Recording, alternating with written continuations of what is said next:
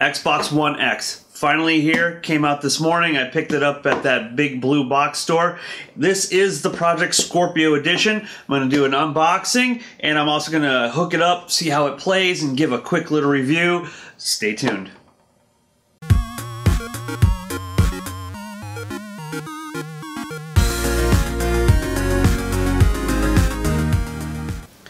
Let's open this thing up and see what we've got inside.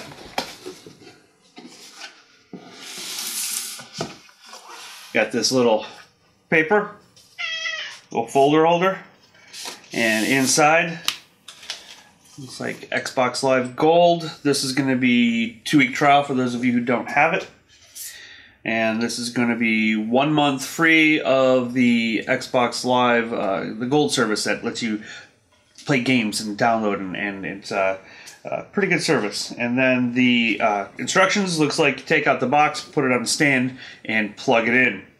Things are a lot easier now than they used to be. And of course we're going to have to pair up the controller, but again, these are not difficult things anymore. Alright, inside the box, power cord, which is great because all you remember, just recently the original Xbox One had the big brick. So happy Xbox decided to do away with that. I have the One S, and it didn't have the brick, and it was one of the selling points, the reason why I decided to get it.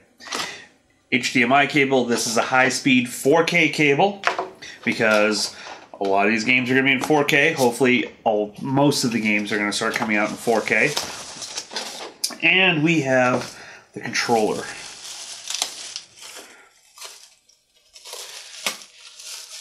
And I'm saving all this, so I'm going to open it up nice and gently like my aunt who saves all the wrapping paper. These are 2 AA batteries, so we're not even going rechargeable on the One X or the Scorpio. You're going to have to get your own rechargeable setup for this. I was kind of hoping that, you know, the Scorpio or the One X, they would have gone to rechargeable like they used to, but no dice. You're going to have to open it up, put in regular batteries, and run it from there. Controller. Got a nice feel to it. It's real similar to the One S controllers I have. Difference being, if you can see right here, Project Scorpio. That's it. It's matte. It's got a good feel to it. It's a little bit of texture under here. Nothing special. Seems like, you know, get that little Project Scorpio in here. The nice thing is this is a pre-order only. They're not going to have them for sale regularly, but there wasn't an extra price. This was the exact same $500 price for the One X, the regular one, and for the Project Scorpio. So it's not like I went all out, you know, getting the lettering, but it's kind of cool that I have it. Inside this box is the base, if you're going to want to take your One X and put it on here and have it standing up. Personally, I've got an entertainment setup that it's got the shelving. It's going to go in there. I'm not going to need to use this. And I believe that brings us to the main event. Seems like Xbox is embracing the black. I have a problem with my car bumper. I can use these. And oh, they tape it like my aunt as well. There we go. Opened up sometime today. And Xbox One X.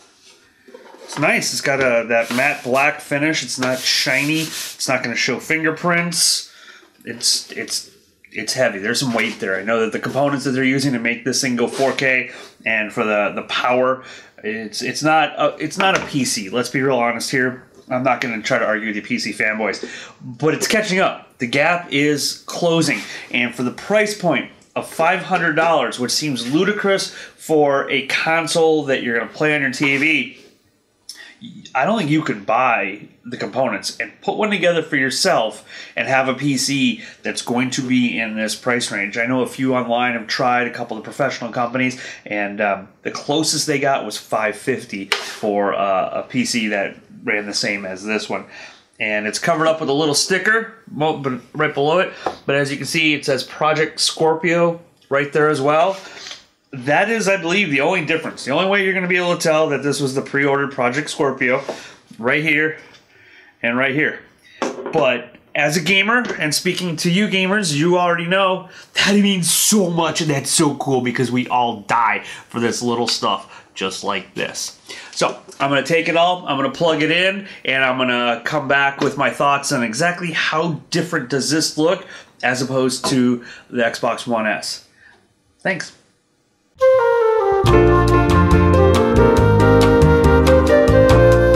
Alright, I'm back quicker than I thought I would.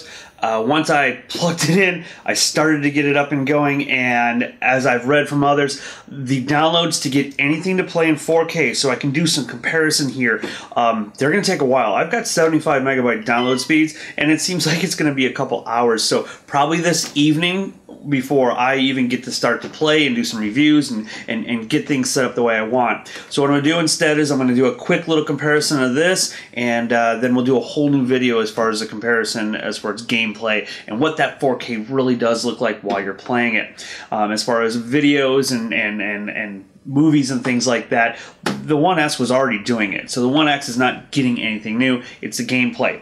Now, taking a look at the two systems, they're nearly identical in size. From back to front, there's a little bit of a length here. Height is just a little bit taller here. As far as when they're laying down, the S is bigger. This is more of a streamlined version. A little bit of the extra things that you're going to find on the front here. The buttons have been switched as far as where the RF input is for the sensor and the USB plugs. That's it. They switched them around. And we flip it around to the back.